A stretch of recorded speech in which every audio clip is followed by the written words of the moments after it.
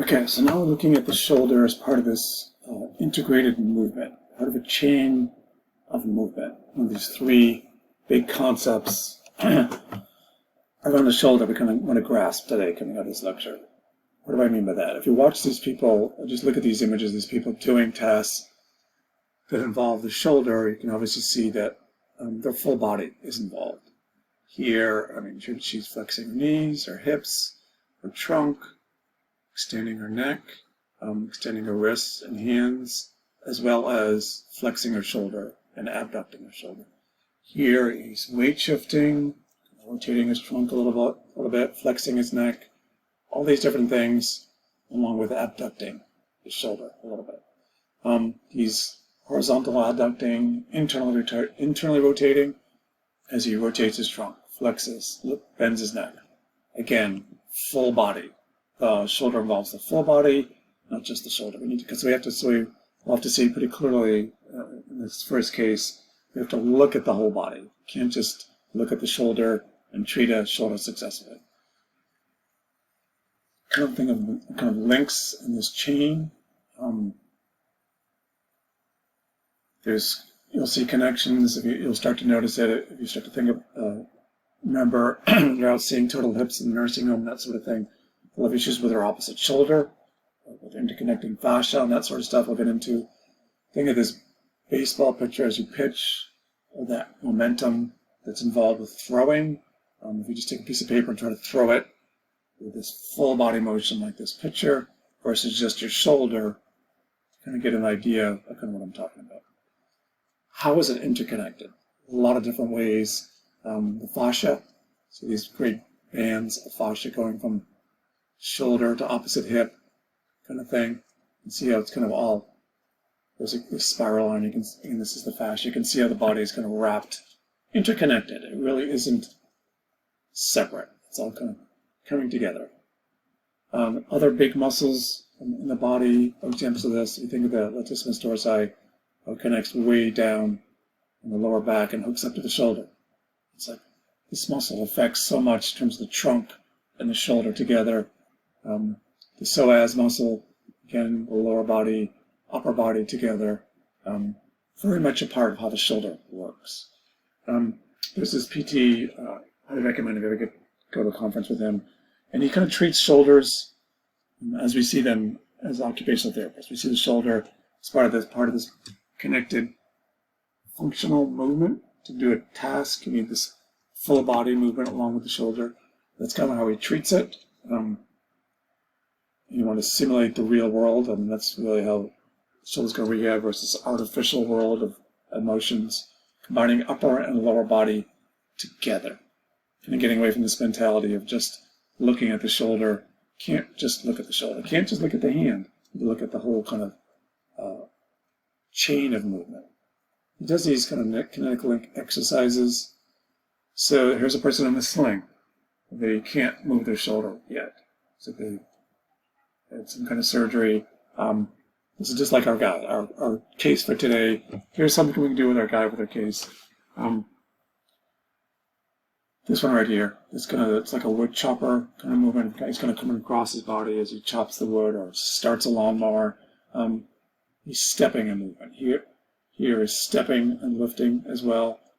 Doing some of these in class, in the lab. So kind of going back to Joe, our client, and thinking about him unloading those racks of coke. What's involved in addition to his shoulder? Obviously, there's a lot of trunk rotation, and it's involved with that activity. He has limited trunk rotation. You had that in the case. So that's something we need to check out. Definitely just kind of eyeball it, ask him to rotate to one side or the other. You see it's an issue, and you think, oh, there's something I can work on with this guy right off the bat. Is his trunk rotation, because we know the trunk rotation is a huge part of the shoulder motion, especially with his job. If he has impaired trunk rotation, but a lot of it's due to his low back issues, it's going to impair his shoulder. In fact, over the years, as he's done his job with limited rotation, tightness in his trunk, how about an additional extra torque and strain on the shoulder? And over time, this probably led to the tear in his shoulder. So that's a good thing. Let's work on that right off the bat. That's something we can do with him right off the bat. Okay, the second big, huge concept, really for this entire course, with everything, but especially the shoulder, is this idea of space and flow. Here's kind of the space, and here's the flow. What do I mean by space and flow?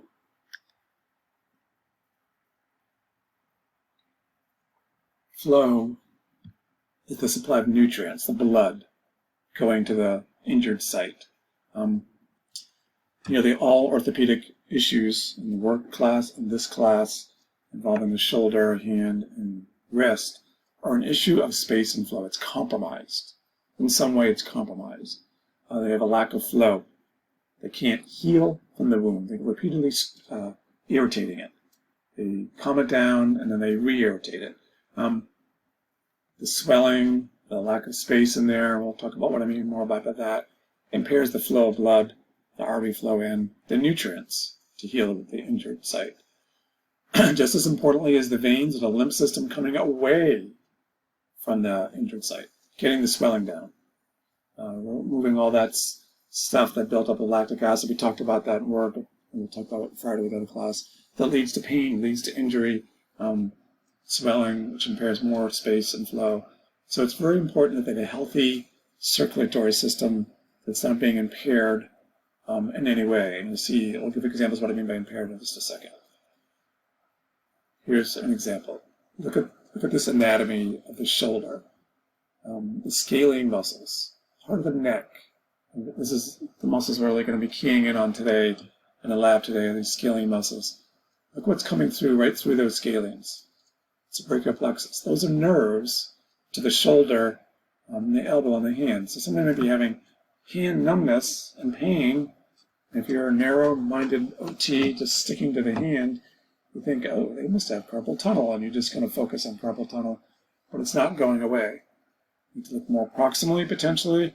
They're having issues with their neck, issues with their neck posture because of this. Also, look how it comes to that tight space under the clavicle. And then when you get into the shoulder, it's even tighter. The arteries, the veins, the nerves, the muscles, tight space in the shoulder. Any kind of dysfunction, biomechanically, a disruption in the rhythm of how the shoulder should work, how the scapula should work, which we'll be looking at today, really compromises this space. Makes it irritate. Irritation causes inflammation, soreness, that whole pain cycle. It all comes down to giving enough space to do what it needs to do without getting irritated. Think of it kind of a kink in the hose. You're out watering the garden or something. Your parents want you to be out there watering the lawn, it's been dry or something, and you have the hose and you're spraying back and forth. Everything's great, and then boom, the water stops. And you look further up by the faucet, and it's kinked. There's a kink in the hose, and it impairs the flow. This is, again, the flow, the blood in and out.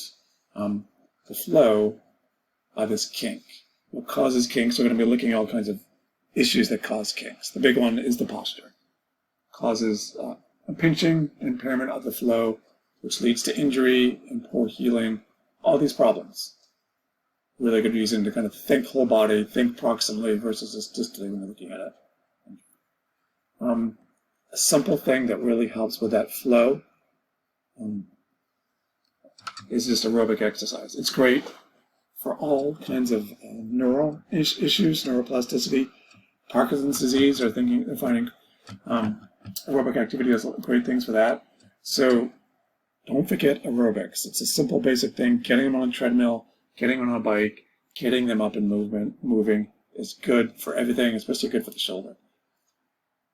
Posture. So if we do, just to give an example how this impairs the space and the flow of the shoulder, if you slouch, try to lift your shoulders up, kind of like this picture, then you pull your shoulders back with perfect posture and lift your shoulders up. There's a dramatic difference. What's the difference there? What's going on? With a slouch, you're losing, you can see how it's such a tight space in the GH, glenohumeral joint.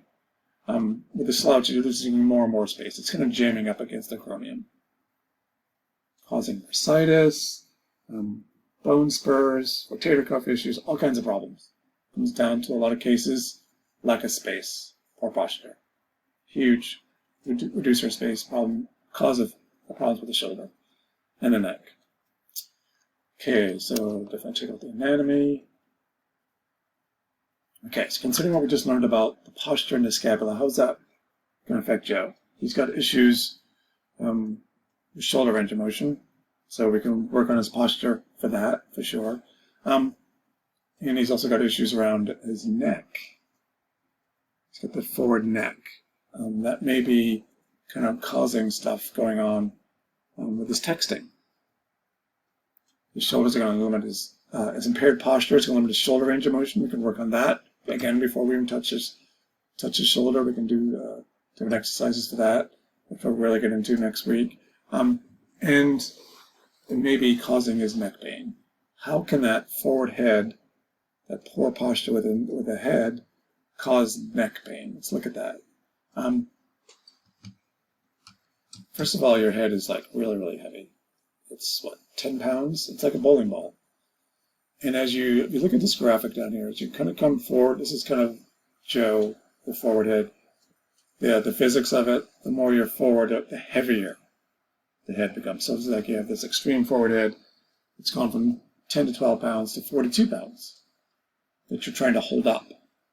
And the muscles that are trying to hold this huge bowling ball of a head up are primarily with the forward head, or the levator scapula, and kind of the scalings in here. They're getting crunched, they're getting used and abused. But the scalings, again, let's go back. Here's our scalings. They're getting tightened, compromised, swelling. It's going to pinch the plexus, cause all this numbness and pain coming into the shoulder and down the hand. So that's like, again, a red flag. When you see that with the patient, the forward head, it's going to make their head really, really strain those muscles that are just getting used and abused. The levator, it's been called the muscle from hell because a lot of times it's very, very sore. And the scalings as well. Checking out the neck anatomy. Coloring. If we go to our neck treatment box, get that to come up. This breaks down everything you need to know about the neck.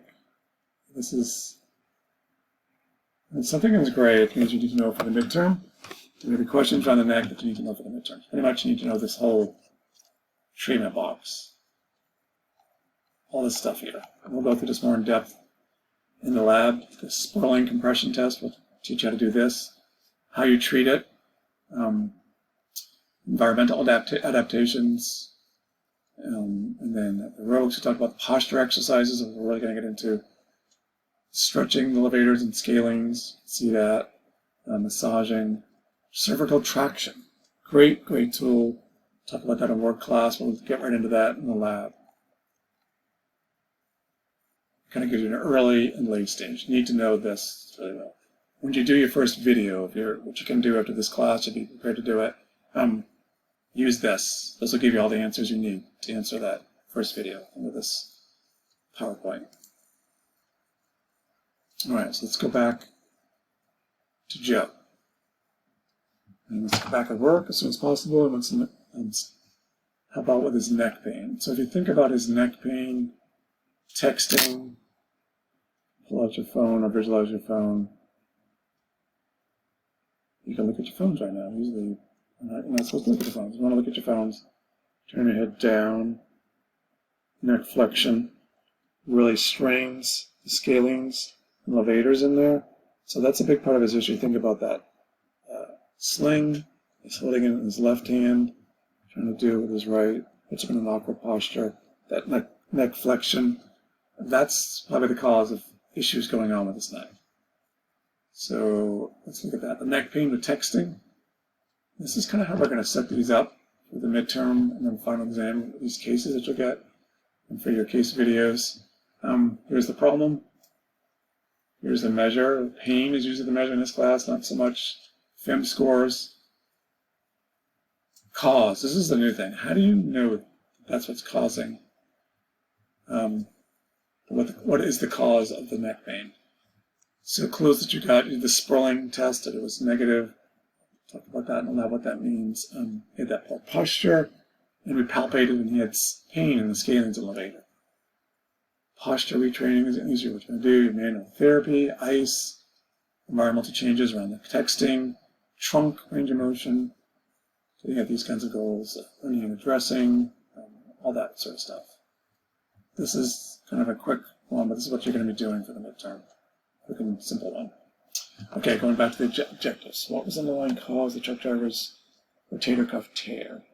The lack of trunk rotation was increasing the torque and strain on the shoulder. Why is it important to look at the entire body versus just the injured joint? We just gave the example. If you look at the trunk, it relates to shoulder motion, as does the other parts, the neck, maybe impacting the plexus, causing numbness and tingling. How does scapular position influence shoulder range of motion? We did that. So forward shoulders causes a lack of space or lack of flow within the glenohumeral joint, limiting shoulder range of motion.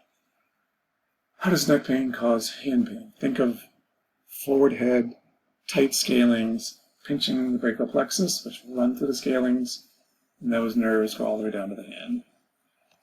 Why the scalings? Key anatomy to know clinically, same thing as I just said.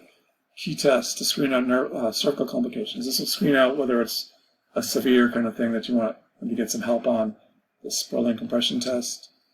What is one way to treat neck pain? The levator scaling stretch, other ways in the box.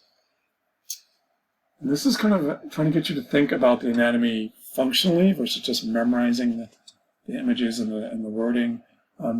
Name one occupation which involves the following scapular-rated anatomy movement. Think of the scapula. We have elevation, depression, protraction, retraction. Those are the four key movements, upper traps. Think of scapular elevation. When do you elevate your scapula? I can think of it when you're holding a phone and talk on the phone at the same time, doing some other things maybe. Serratus anterior, think about protraction, pushing somebody away,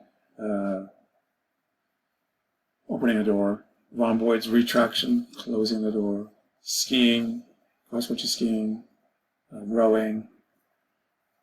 This is the anatomy you're going to need to know for next week. It's all listed again in the modules. Please take advantage of the modules. It's giving you the answers, just need to memorize them. Some students don't realize that until like halfway through the semester. And then next week, the reading, and then, like I said, the quiz again will be in that scapular anatomy with the image that's there and those learning objectives.